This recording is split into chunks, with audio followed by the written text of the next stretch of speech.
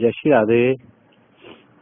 ये जो चित्र है ना नंदिनी, ये राघव की झाली का चित्र है। पानीहाटी गांव में एक राघव नाम का महाप्रभु जी का भक्त रहता था और महाप्रभु जी जब पुरी जाते थे तो राघव और उसकी एक बहन थी दमयंती, दोनों ही महाप्रभु जी के बिल्कुल समर्पित वैष्णव थे, भक्त थे।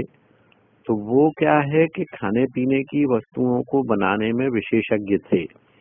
तो दमयंती पूरे वर्ष में एक बार जाते थे तो पूरे वर्ष भर छोटे छोटे, जैसे कोई अचार, कोई मुरब्बा, कोई चटनी, कोई ऐसी चीजें पूरे वर्ष भर महाप्रभु जी के लिए बनाती रहती थी और छोटे छोटे कांच के बर्तनों में या छोटे छोटे जैसे है ना पॉट्स में उनको रखती रहती थी। और जब वो समय आता था तो फिर वो कुछ ऐसी चीजें जो 10 दिन रह जाए, 10-20 दिन रह जाए, कोई 15 दिन रह जाए, कोई अचार, मुरब्बे, फलाना, ढोकला फोकला, जाने क्या क्या, चैतन्य चरितामृत में तो पूरे वस्तुओं का वर्णन है। वो वस्तुएं करीब करीब 100, 150, 200 यानी 400 किस्म की होती थी।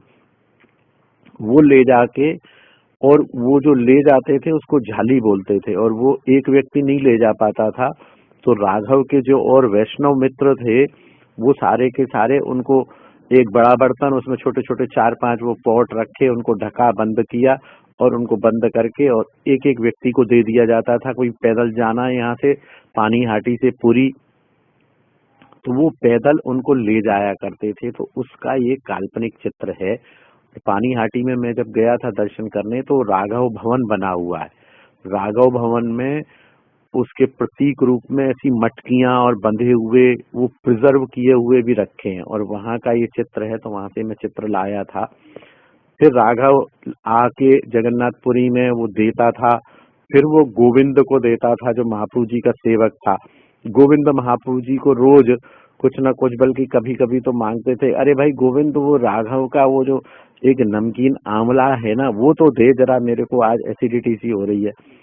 तो बड़े शौक से, बड़े चाव से, उसके प्रेम के वशीभूत होकर महाप्रभु जी उसके इस प्रसाद को पाते थे।